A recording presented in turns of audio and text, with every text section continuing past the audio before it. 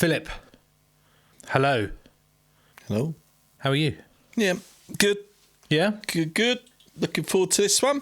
Are you? This is your one, right? Well, yeah, I suppose so. You chose these. I did. And why did you choose these? I don't know, really. It's put on the spot, wasn't I?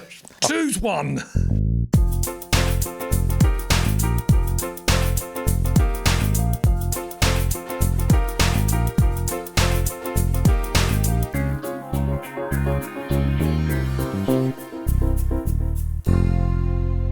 One thing always stuck in my head that you were the bigger Interpol fan out of all of us. Well, I don't know why, because I think it was you who got me into them.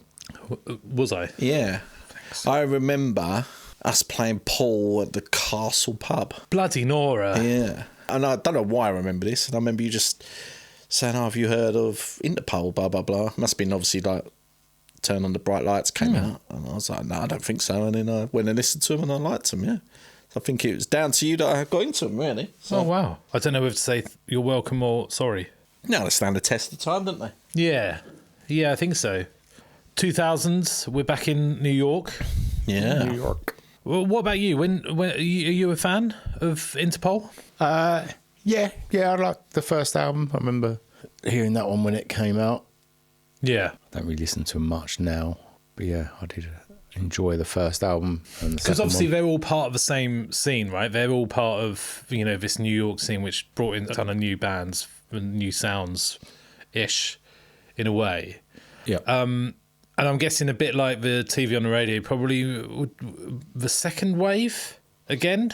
Or are they sort of more in the first wave of the... Yeah, I don't know. I mean, there's not much differences there, like, time-wise, but yeah, I suppose they're so. obviously, I would say they're obviously more popular than TV on the radio.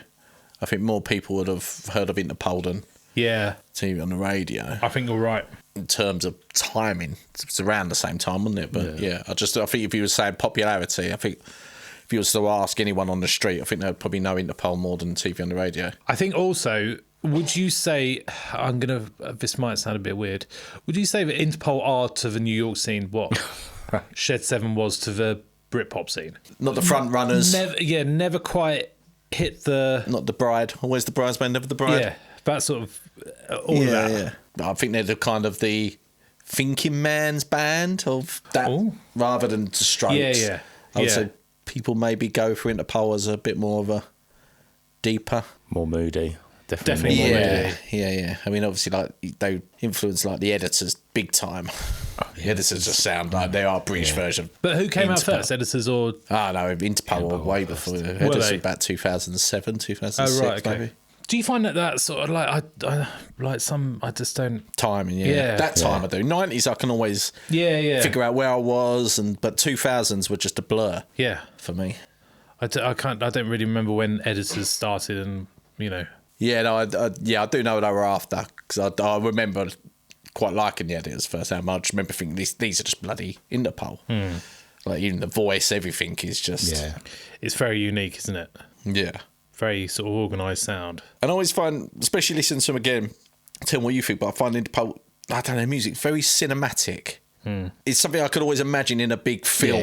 It's got a lot of atmosphere to it. Big sounds, like a lot of space. For some reason, I get sort of Twin Peaks music vibes. It feels quite dreamscapey, their stuff, especially the first album.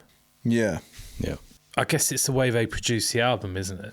Because it's not anything more than guitar and bass and drums with some singing. It's not like, there's lots of instrumentation in there, is there? No, I mean, it's more basic than TV on the radio, for example. Joy Division, though, right? Joy Division. I guess so, That first album, I get a lot of Joy Division vibes. Yeah. Rhythmic, isn't it? It's very fast-paced, sort of slightly off. That whole kind of atmospheric kind of sound as well. I get that from Joy Division as well when I listen to them. Yeah. They obviously drew quite an influence, I think, from them. No, they must have done. Yeah. I was looking at something that AI had generated the other day from just stills from a Joy Division concert. They've managed to make this full-on colour. Yes, I've seen these. Have you seen that? And they pan around the black and white and they colorise it. And it's they're going into a nightclub where Joy Division was playing, and they're all sort of separate stills, and they managed to make a whole 2-minute little film from AI just from these 6 photos at different places in the venue. and you walk in, you see, Morrissey from the Smiths. Then it carries on going in, you see Ian Curtis from Joy Division, then it goes to all the other members, then it turns around. Going through the ages of the 80s kind of thing. No, it's all in one within night. that one night. Yeah. And they've managed to create it all live. And then when camera turns around, and it's got the manager, Tony Wilson. Tony Wilson in 24 there. hour party. Then it goes out and it sees somebody else, and it's incredible. There's one for New York as well, Is where it's there? like Patti Smith, and then like Joey and Ramone. Really? Yeah, Debbie Harry. It's scary, but also quite enjoyable. When did they form? They formed 97, in wasn't it? 97. So they've been around for quite a while before the first album came out, which When was was the first 2002. album? Was it 2000? So 5 years. Yeah. What the hell were they doing? Well, it's interesting. It took quite a while to get going. I think, from what I understand, like Paul Banks, the lead singer, I think he joined, or he wasn't interested to begin with. Yeah. And then eventually he joined after hearing PDA as a sort of rough demo. Oh, okay. Eventually, Paul Banks was just playing guitar and he felt like he wasn't being offered anything. Or he wasn't giving anything to a band, so he went, fuck it, I'm leaving. And then Kessler said, why don't you come back and then you can sing? And Paul Banks then went, yeah, all right then. And then came back, and then that's where it kind of started from there. He wanted the girls, didn't he? Yeah. Yeah, definitely. Bastard. Hey, come on, he's young. Again. He's young. And apparently when they first started playing shows, they didn't even have a name. And I'm going to go, I know I've done this before, they had a couple of stinkers. Go on. What names? Yeah, the first one being the French letters and Las Almas. Yeah, that's crap, isn't it? It is crap, before settling on Interpol.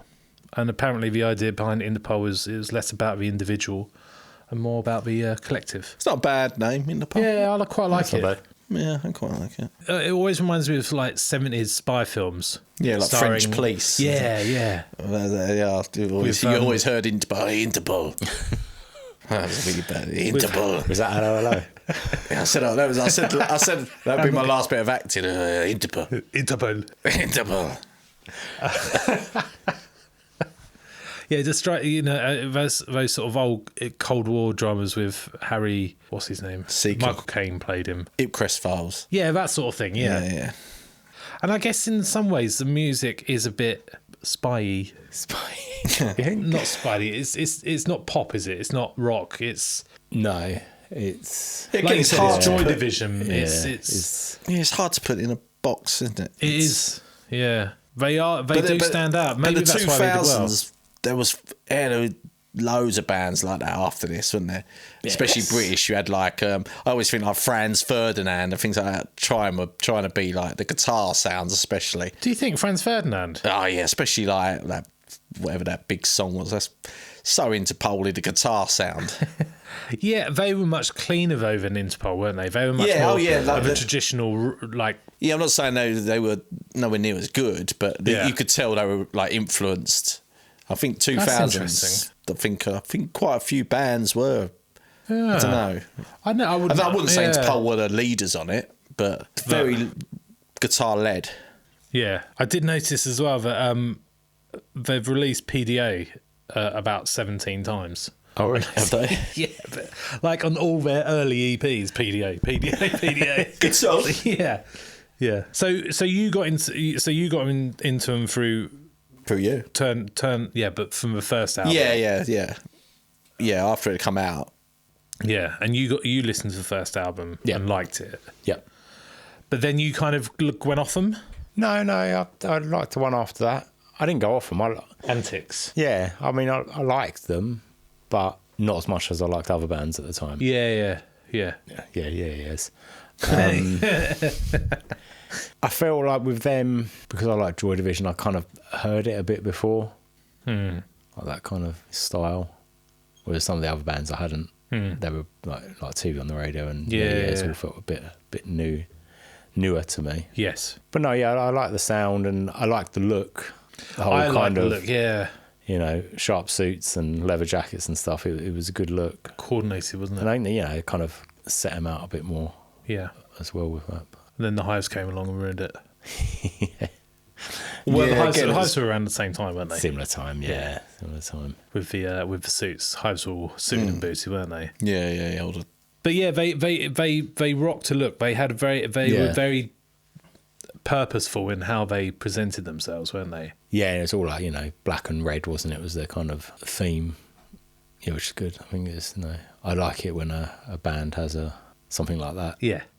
Like the White Stripes. They were, Yes, did red that and white kind of thing, didn't they? We don't speak about White Stripes were in that time, weren't they? Yes, they were starting to get big around that time, I suppose. But that would have been their second, third album, wouldn't it, for the White Stripes? Yeah. That time. Yeah, so White Stripes were late 90s. Yeah.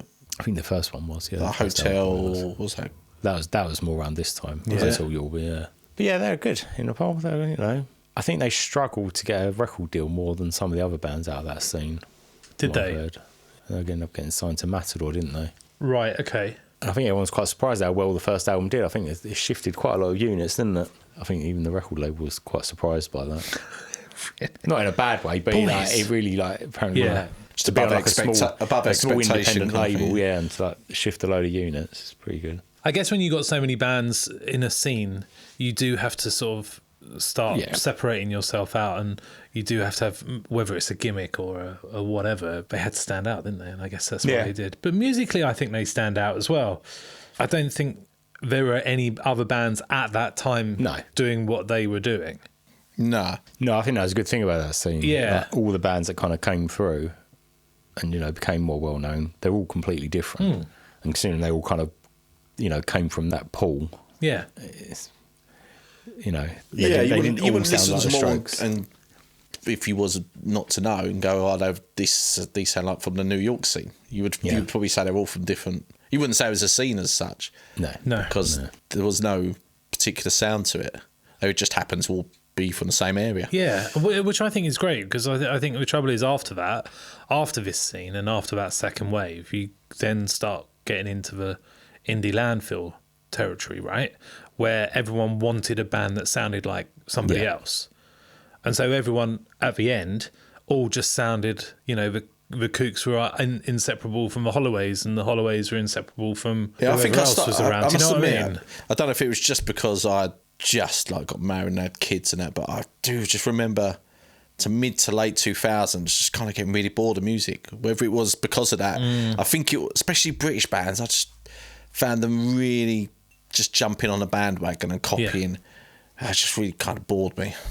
Was it Kate Nash who did a thing on Indie Landfill on the BBC Radio? And a lot of the bands were saying, well, look, there were just record companies out there who just wanted a band like that. So it wasn't necessarily the bands looking for it.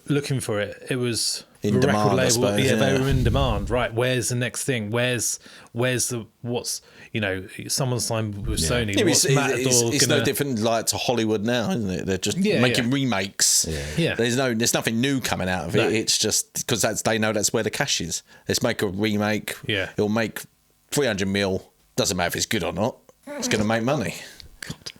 That's probably the same of then. It's like, let's just do that band. They could be good. They could get 2-3 albums out of them. Fuck them off. Yeah, a bit like throw enough out there, you're going to make some money. It's a bit like I don't know if you've been watching the BBC, the boy bands forever and girl bands. That's been brilliant. Yeah. It's just similar to that. They're just there for a couple of albums, burn them out, sell millions, and then fuck them. They don't care about these people. No, it was a really good documentary because it's brilliant. I did love the boy band one. Yeah. I haven't seen the girl. Because you just think everyone was, and you listen to these people, they are just no life at all. They are literally 24/7 working, flying all over the world, and they are just knackered and they're just getting absolutely done over by the record companies, aren't they? And then they just split up, and then they go and find another new band. Go right there, bye bye. Yeah, and it's probably the same kind of thing there. Yeah, you were talking about how they struggled to get a record deal with Matador. Wasn't it because they toured over here that they did really well? Yeah, I think they funded themselves, didn't they, to come over here and do a tour. I think one of the gigs they ended up playing at some heavy metal festival or something. They booked into. I think I was watching that documentary called Crucifest. It was called. Crucifest. Yeah, and then they were saying this is all in that Meet Me in the Bathroom documentary. They went up to It was Manchester, and I had a gig. I think it was at Manchester Uni in the middle of the Easter holidays. And of course, there's no students around, so they ended up playing to like 5 people. They said or something. So. Fucking hell. But I mean, it must have paid. I think it did pay off that English tour. Because I think off the back of that. Yeah. It was probably John Peel doing something somewhere. You know, John Peel, innit? Dodgy John Peel. Dodgy. Did you say dodgy? What does he know? What do you know? No, I don't know. Just spreading rumours. Dad serves some eerie music. Leave a piano alone. So we got it eventually. Turn on the Bright Lights, which was released in 2002, as we've sort of said. Quite a longish album, almost 50 minutes, and produced by Gareth Jones, who was English. He'd worked with Depeche Mode and Erasure, one of my favourite guilty pleasures, Erasure, and also Pete Catis, American dude, who'd worked with the National Tokyo Police Club, another favourite of mine. And Get Up Kids. Get Up Kids. Yeah, I like the Get Up Kids. You do, don't you? Yeah, and I think they had some issues. They did the demo sessions with Gareth Jones, Right. and I don't think they quite liked his sound. Yeah, okay. And I think they kept some of his work on a couple of the songs, but then they not re-recorded, but remixed it with Pete Catis. Oh, okay. And I think Gareth Jones was out from then on. Pete Catis carried on doing most of the albums after that. Okay. So yeah, peaked at 101 on the UK charts. Oh, really? I thought we would have done better than that. No, didn't do very well at all, I don't think. No, it's not bad though for a debut American band, I suppose. 101. Yeah, but I think you're lucky to break the top 200, aren't you? Things like that, don't know. I don't know. I mean, all their peers at the time were, top tens, weren't they? Yeah. Maps and all of that sort of stuff. No, Fever to Tell, sorry. But it did make number 10 on an Enemy top album list of the year. There you go. That's all that counts, isn't it? That's all that counts, Enemy. As long as you get on the Enemy. Get on the Enemy. Get front cover. And apparently the album Turn on the Bright Lights is a lyric in the song NYC. Yes, it is, isn't it? And that's what it was named after. It's a good That's name what for I've an got. album. It's a good title for an album. It is, and I really like the front cover. Yeah. I think it says a lot about what you're about to listen to as well. Maybe that's where I get the Twin Peaks from. Oh, yes, the last red final. curtains. Final one. Yeah, I know what you mean. But also to be an unknown band, I suppose, and start with a song called Untitled, which is primarily 2 minutes of instrumental as well. Yeah. He's quite brave. Yeah. And I like that song. That was written so they could open their shows. Is that what it was written for? That? Yeah. Just as a show opener. Written in part as an opener for live shows. So has anyone seen Black Rabbit on Netflix recently? It was out last year. No. Yeah, Jason Bateman, Jude Law. I watched the first episode. It was quite good. Anyway, that song and this appears in one of the later, and it was really well done. And that's what I mean, very cinematic. And it was brilliantly used. Yeah. And really, I was like, when it came on, I was like, I know this song. You just think, and then for a moment, I was like, yes, Interpol. And it was really well done. Yeah, it's really atmospheric, isn't it? Yeah, so I mean, there's songs, some of them can be, and I think there's a pattern actually, which I noticed on these 3 albums we've done. The first song on all their albums, I think, are very similar. Slow burning, setting the tone of the album. Yes. None of them are heavy, they're all slow, kind of they build. Yeah. This one, and then you've got, I can't remember what the Next Exit is, it, I think? Or is that in the third one, I think? No, Next Exit on Antics. Yeah. Is it? And then Pioneer to the Falls is the third one, I think. Yeah. I do like it. I think it's a great opener. Yeah, I like it. Yeah, it's very good. I think the first 4 or 5 songs are brilliant, actually. Yeah, and I think this is, with this album, this is what struck me, was it felt like the first half was an album of singles. It's a bit top heavy. Yeah, and then afterwards it just begins to sort of fall I noticed back that this bit. One. I think it was very top heavy. Yeah. Yeah, towards the end I was losing a bit of... I was getting a bit bored. Leif Erikson kind of, the last track got a bit better. I was like, that's all right, but... Yeah. I think it'd have been better if they would have put some fillers in between, like, I don't know. Padded out. Done 1, 2, a filler, a good song, couple of fillers, a good song, couple of fillers, a good song. I don't know, but... Yeah. Oh, the new was good. I did quite like the new. Yeah. That was good. Stella Was a Diver and She Always Dance really weird 'cause you always think it's a live track because he literally starts off and goes, Stella was a diver and she down, and you just think, is this live? Yeah. I think the promise of their songs on this album, I mean, the later, it's you've listened to the first 5, right? And they're, like you said, top heavy. They're blistering, great tracks. And then the next ones, they promise so much, but actually they don't quite deliver as well as... Yeah. It's, I don't know if you find this, but sometimes you listen to a song and you think, oh, this is going to be good. And then, oh, it's not good at all. Yeah, you think it's building somewhere. It's not as good as I thought it was going to be. I built it up too much in my head. Yeah. It starts off really well. You think, oh, what's going to happen? And then nothing happens. You're like, oh. I think I have a problem with top-heavy albums. Yeah. I don't like it when they just put everything at the front. I have it with The Killers' Hot Fuzz. I think the first 4 songs are like, these are brilliant. And then after that, it's absolutely toilet. Like, it's really bad. It's like day and night. Yeah. This isn't as bad as that. I'm just saying, but I have a real, I just think spread it out a bit.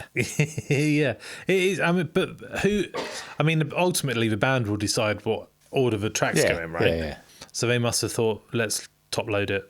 I mean, there's no album that has 12 perfect songs on it and great songs. There's not an album in the world that has that. But what other bands do cleverly is they sequence it in a way where it just blends in and you go, oh, that's an album filler, but look, it's followed by fucking that brilliant. It's a narrative. I always feel like an album should be a narrative of and it may be this was the best sequencing. Who knows? Maybe. But it just doesn't. Yeah. Maybe they tried all the other ones and it just didn't work as well. I think also if you have a song called Obstacle 1, then have a song called Obstacle 2. You can't put, you got to put those in a certain order, right? Yeah. But you can't have 2 before 1. Yeah. I don't know. Or when 2 become 1. But you said on the last episode, they've named the first song, second song. So if we'd have done, we might be going. Yeah, but they didn't I like the way they've song. named Obstacle 2 before they've named Obstacle 1. Yeah, we might have said that. No, I know, but what they didn't have was they didn't have a song called First Song. Yeah, and put that third. Yeah. What if they had Obstacle 2 and Obstacle 3, but no Obstacle 1? That would have been fine, because then that would have created a narrative going, what happened to Obstacle 1? Counting Crows. In my case, it'd Counting Crows wrote it and did it. Yeah. Now, it's interesting you brought up the Killers, because the Killers are massive Interpol fans. I don't know if you know this. Are they? No, I didn't know that. Massive. I know they're big Oasis fans, but I didn't know. And there is, I think I don't know how often he does it, but they do sing Obstacle 1 live. Who, the Killers do? The Killers do, yeah. No, I didn't know that. I might have to say that again. Did you get it wrong? No, I didn't get it wrong. I got it right. Yeah, so apparently, I've watched some YouTube stuff where Brandon Flowers, he stops the crowd and just says, we're going to do a song now. This is about, this spy band who we all have loved for years and years and years. They influenced us. And then he goes in and does Obstacle number 1. Yeah. Didn't know that. Yeah. But now you do. Now I do. That's why I love coming to these nights. But yeah, a solid album. Solid debut album. It's a good debut. PDA is very Joy Division, isn't it? Mm-hmm. I think that's the most Joy Division track on there for me. The NYC, very good. I do like that. Very moody. Do you think there's a little bit of television in this album as well? Like in Obstacle 1? Like a bit of interplay with the guitars? Yeah, I guess so, a bit. I mean, there's quite a bit of that on the album, isn't there? Because they're 2 guitarists, they work quite well together. Yeah, maybe. I can imagine they were probably... I mean, they're quite an influence for a lot of people, weren't they, television, I think, especially in New York. Yeah. Yeah, I like this album. It reminds me of a time. Yeah, I don't think it's their best, but I think it's a good, solid... And it sets the tone of where they're going to go, I think. Yeah. What you expect in the... Yeah. And actually, I think, going back to the album deal, Matador signed them off of hearing them do the Peel session. They did some Peel sessions. Oh, really? And Matador heard Obstacle 2. Okay. And that's what forced them... Well, not forced them, but thought, let's have these boys. And did they say, have you got an Obstacle 1? And they go, no, but we can write one. We can write one.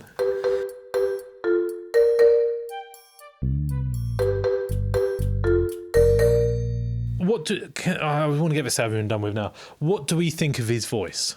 I think it works in certain ways, but there's some... I don't know. I think there's only limitations to it. I don't think there's much you can do with it. There's not much range to it. Is No. there? No, and I think that's maybe what I mean, don't get me wrong, I do like the band, but when I've got a bit bored with them, I think it's because of his voice that sort of, maybe it's, I don't know, but maybe it's them as well. Maybe it's all a bit samey at times. Yes, that's it. They're very good. They're good at what they do, but it's very samey. Yeah. Yeah. But could you argue that TV on the radio is samey? Or am I confusing same with a type of sound? Does that make sense? Yeah. I think the difference with TV on the radio is they can mix it up. They'll have like backing vocals. Yeah, there's more instrumentation going on. There is. I don't think there's hardly any backing vocals within the Interpol. There probably is the odd thing now and again, but very minimal. It's literally him, voice and guitar and drums. Yeah, I think you're right. I think you could have a brilliant greatest hits of Interpol. Yeah. But then that would be very samey. Yeah. Yeah, so I listened to the first 3 albums. It's like, I like them, but There's not much. there's, it's very, very samey. And once you're about an hour and a half and you think, I might as well just listen to this again. But then I do like, Rather than carry on. like I said earlier, there's a lot of space as well. So there are bits when it's just music going, and I quite like a lot of that. I think they do that very well. Like I say, I find it very like atmospheric, cinematic. I'm not sort of suggesting that his voice has ruined it. I think musically, I don't think they progress too much either, do they? I think the third album feels different. They found a sound and They milked it. Not milked it, sorry, that's wrong. They found a sound and they rolled with it. They do it very well. Which is, they do it very well. There's nothing wrong with that. No, absolutely. But it's harder when you do something like this and you say, right, we're going to do these 3 albums. I'm going to listen to them in a row. Yeah. Whereas like when they came out, it's like, oh, we'll wait 2 years. And it's different, isn't it? It's like, oh, it's a new album. Absolutely. Oh, we go back to them and Yeah. But the albums are different though as well. I find these. Do you? Yeah. Yeah. I think the third one is probably it's this. I don't know what the sound seems much cleaner, maybe. well, bigger label, wasn't it, at that point? Yeah, but I think they said turn on the bright lights. That's good. We've done well with that. Let's amplify that with Antics. I think they took the best bits of that and just went, right, let's make that again with this, but better. I think that's what they do with Antics. So again, 2 years. So these guys have, followed the TV on the radio playbook and released an album in 2 years. Must have been a New York thing. Yeah. Strict guidelines. Again, this was produced by Peter Cass, and this did much better in the charts, didn't it? I think 15 in America and 21 in the UK. So It was leaked again, wasn't it? No one that was leaked. was it? Yeah. Fucking Bowie. Out there leaking everyone's albums. I think Paul Banks has referred this. He suggests that this is his favourite album. I think this is the album they were wanting to make. That, they kind of were striving for. Yeah. This one's more. It's more padded out, I think. Yeah. It's not as. There's songs all over the place. Yeah. Good songs all over the place. Next Exit. I love that song. That's brilliant. Yeah. Slow Hands. Slow Hands. Which one? Narc. Yeah, that's. And Evil, obviously about Rosemary and Fred West as well, isn't it? But I don't think that's confirmed, is it? I thought, well, I think that's a rumor which they've denied. Oh, really? I didn't From know what this. Who started this rumor? Is it Bowie again? Yeah, it's Fred West. Howard Shipman. I've read a himself. few things that it is. I don't know how true it is, but I've read quite a lot of things about it being about Rosemary and Fred West or something like that. Yeah. See, I've actually written, and I must have looked this up, but my writing on Evil says not about the Wests. John West. Yeah. John West, the tuner. The tuner guy. The tuner guy. But again, there's a bit of television on, not TV on the radio, but television sound on Evil. Yeah. But a bit more mysterious. Good bass line to start with, isn't it? Good catchy bass. Yeah. It's a bit more uplifting as well, isn't it? The start of this. Yeah. As opposed to Yeah, I quite like Take You on a Cruise as well. Take You on a Cruise. Yeah, it's I good. quite like that. Yeah, slower. This isn't. Yeah, But again, they've released Slow Hands, Evil, and Narc are the singles, right? Evil, Narc are in the first 3 tracks. Slow Hands 5th. I think Come Here, which was a single, that's a bit later. So yeah, maybe they just released more singles. yeah, maybe.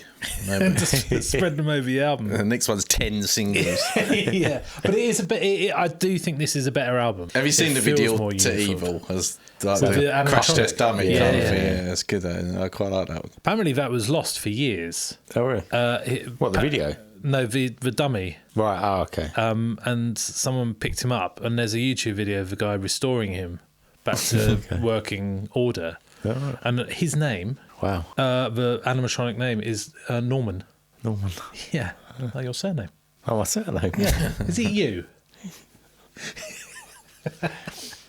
Because he had the bug eyes, didn't Yeah. he? He'd like Yeah, massive teeth and yeah. stuff like that. Yeah, it's quite clever. Yeah, fully restored, and it's on a guy called John Colbeck. It's on his YouTube channel. He's the one who restored it. Shout out to John Colbeck. And facts. I like to give facts. Fact of the show. I like the title of the song "Public Pervert" as well. Though. That's, That was about George Michael. but no, yeah, I think a much more polished, mature album. This one, isn't it? Yeah. I think it's a band growing. Yeah, with confidence. definitely. I think you could see that. Definitely, it's a great album. Actually, what did you think of it? Yeah, no, it's my favourite. Is it? Yeah, spoiler. Yeah, it's great. It's definitely a more polished, Yeah. complete album, I think, than Turn on the Bright Lights. And I think we forgot Yes. to mention that actually we're only doing the albums that were featured in the noughties. Yeah, first So 3 the albums. first 3 albums. So just for anyone who thinks we're going to mention the other 3, We're not. we're not. Get over it. Yeah, we might do it later. We won't. Gareth won't. Yeah, it's good. I like it. It's cleaner. There's a bit more fun in it, I think, than the first album. Fun. As much as Interpol can be fun, because they're Yes. not Yeah, that I I don't get like you. them, but Yeah. they're not the cheeriest of. No, but I think I think that's Bands, just everything are they? about it. I think the voice. I don't think you can be without voice, anyway, can you? And the music is just Yeah. naturally dark. It all Yeah, fits it's- well yeah, no, it's- together. Yeah. That's what I was going to say. Like that's the thing. His voice is so connected with those songs. You yeah. can't imagine it being sung any other way. No. So I don't think he's got a bad voice. I think it works very well. Yeah. I mean, he's no Adele, but you know, I think it worked. I think the unit. I think it's like what they wanted to set out. Like the unit creates the sound. It's not the individual parts that make it special. It's a steady progress. Good debut album. Yeah. Slightly better second album. Let's leave it there, lads. Well, can we go for a spoiler? Because I'm going to say this Oh. next one is my favourite album. I think. Yeah. I really like I Love Tomorrow. No, it's good. I think It is it's. good. I think this is. I don't know. I think there's much better sequencing, better songs on it, Yeah. and I think this is the more fun album. Do you? Yeah, I think this is them Yeah. just letting their hair down a bit and just. Yeah, definitely. I think it's as what you said. It's the first and only album Capital, yeah. on a major label. Yeah. But again, starts off with a slow little burner, Pioneer to the Falls, but I think it's a good, again, slow builder, burn up. I love No Iron Threesome. It's much cleaner as well. Yeah, the Hyman Manoeuvres, I think it's a good old rock, good little bop song to Yeah. rock out to. I like All Fired Up, Rest My Chemistry. Yeah. And I really like Wrecking Ball as well. Wrecking Ball. That was a like What, by Miley Cyrus? Yeah, great video. No, it's good. I like Who Do You Think? Yeah. Drums on that are amazing. Yeah, Yeah. I think this is my favourite album of theirs, actually. This one, I liked this one. Interesting. Bit of Not as variety. moody, do you Yeah. reckon? Yeah, definitely not as Not as moody. moody. Yeah, so I mean, it's a bit more just. No. You could actually have a little dance to this one, I think. A few tracks. And would not be be like- glum while dancing, not like Yeah. you could actually smile. So I don't know what that was. I'm sad. Yeah, I think it was The Lighthouse. I've written that there was this sort Lighthouse of family. it's sort of 50s beach sound, like a bit garage sound, Yeah. which I thought was, off the books for them. Yeah, it's good. And it was produced by them, actually, Oh, really? and a guy called Rich Costley, who worked with Muse and Foo Fighters and Block Party and Deftones and Carly Rae Jepsen. So at this point in time, so what's this? What was the album? This was 2007. Yeah. So at this point in time, in my personal opinion, I know you're all different. Yeah. Every album's got better. So I'm thinking, Yeah, I I think in some ways, yeah. Yeah. I don't know. It didn't happen that way. I think they kind of went Well, down back after to that. Matador, didn't they? Yeah, they did. I don't know if it was yeah. something to do with the guy leaving. Maybe it was a big, but it kind of coincided with him leaving. I think it just wasn't as good after that. I don't think. And it was the bass player, wasn't it? Carlos who left. Yeah, Yes. and then And they took over, didn't they? I think in the studio, really? the other two, the two main okay. guys would do bass duties or something. The bass added quite a lot, didn't it? The sound of it and Yeah. and his style of playing. So Yeah, I think that's it, though, isn't it? All their styles of play sort of. Do we know the It was reason? like a jigsaw. It actually did all. I know it seems a bit like a cliche, but it did all seem to fit together quite well. Do we So know I the think reason he quit? Was there a falling out or something? I don't know, actually. No. I can't say I didn't listen to Shall I look the it other up? ones, to be fair. But it's not like they stopped, is it? I mean, I know we're not covering the albums They've done a few more today, but yeah, they did another four. Oh, really? Yeah, so he did Interpol in 2010, El Pintor in 2014, Marauder in 2018, and The Other Side of Make Believe in 2022. Oh, quite recent. So yeah, they've not stopped. So they're still, going strong. They're doing the big gigs in the summer, aren't they? With, Are they? Them and Block Party, double headliners. Yes. Yeah. I do like Block Party. Do you as want to well. know what the internet says about What's the internet saying? Carlos Dengler leaving Interpol? Due to a combination of things. Oh, Right. I'll give you a big kiss if you can tell me one of them. drugs. No. Artistic differences. Doesn't you maybe wanting to pursue acting? Oh. Feeling creatively stifled, so Oh. possible. Disliking playing bass. Dealing with personal struggles, including addiction. So yeah, maybe he was right with drugs. Yeah. Who knows? He doesn't say drugs, but weird reasons. Why do you want to leave? I want to act. Don't want to play bass no more. And I'm fucked up on this shit. How's his acting career going? Yeah, I don't know. I've never heard of him. Have you? Carlos Apparently- Dengler in that new summer blockbuster. Paul Banks said he actually hated working on this album. Well, I love to admire. Yeah. He said it was one of the worst experiences the band had ever had. Oh. I think it's due to the label, Okay. and that's why they went back to Matador afterwards, because they just said it was so horrible. Not too much interference in that, probably. Yeah, and charted well. 2 in the UK, 4 on the Billboard. Did you get number 2 in the UK? Yeah. Bloody hell. Yeah. So it clearly did well. Recorded in Manhattan. It's the first one they recorded in New York. Apparently. Was it? Yeah, I think the first two weren't recorded in New York. Right, okay. I read somewhere. Somewhere on the internet, must be right. Yeah. Anyway, so we're going to stop there, are we? Does anybody else want? Do you guys have anything else to say about these? No, first three? I think they're 3 really good albums. Yeah. What we talk about them after that, don't know. To my opinion, they do kind of go downhill, but still a good band. I still like them. I did like buying these albums and listening to them at the time. Yeah. So that'll always be there.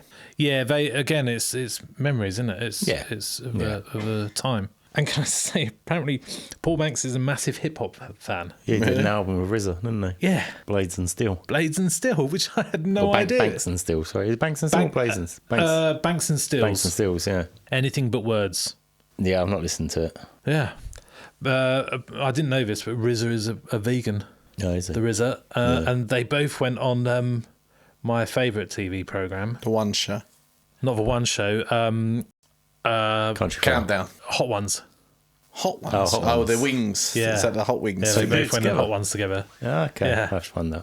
And I think Banks loves to hip hop. Wank. He like He's a big he's a hip hop fan, he's a DJ. hip-hop head, Yeah. Which is incomplete. He apparently likes surfing as well. Sorry, but that's Fucking hell, he does everything, doesn't But he? it's in complete contrast to like the sound that he produces, right? This kind of moody, almost city type sound, and he's like hip hop. Maybe he's come across some sharks. Yeah, maybe. When he born in Clacton, What, Clacton-on-Sea? he's born over here, and Was his he? dad. They moved. His dad worked for automotive industry, and then they Oh, moved. right. I think they moved to the States, and they went to Spain, and then I think he lived in Mexico for a bit, and then finally settled in New Jersey or something. Christ. Bloody hell. I think it was Clacton. I'm going to look it up. While you're looking it up, shall we get ready for Unt Quiz?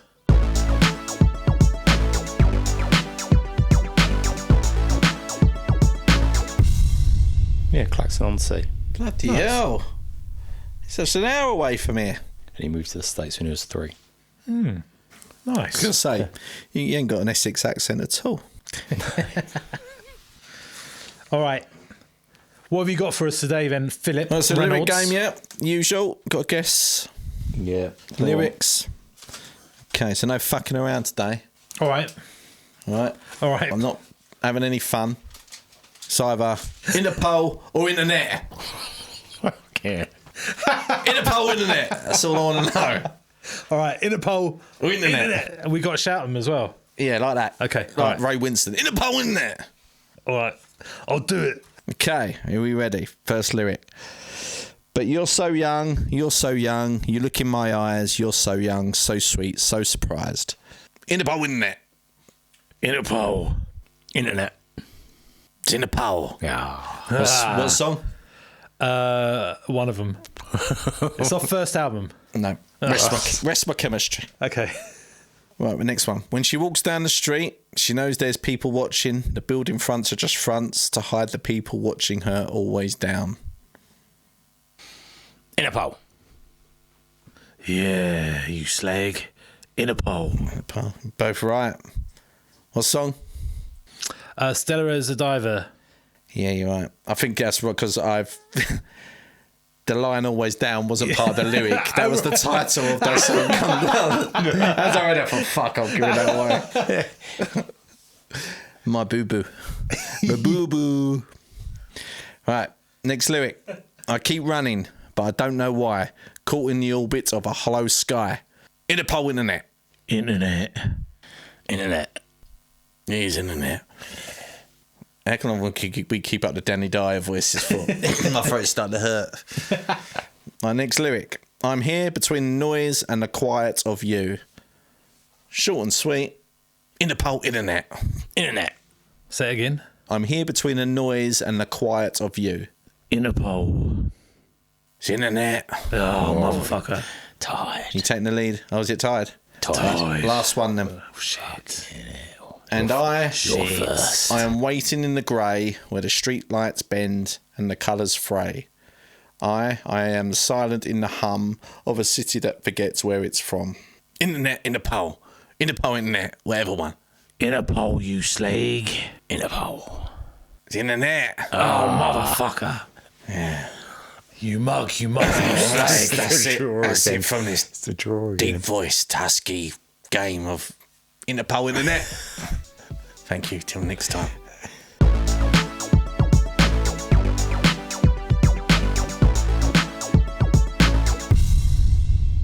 Let's wrap this up with a look at the 3 albums in critical order. Okay. 3 to 1, 1 to 3. 3 to 1. 3 to 1. You first, please. 3 to 1. Turn on the bright lights at 3.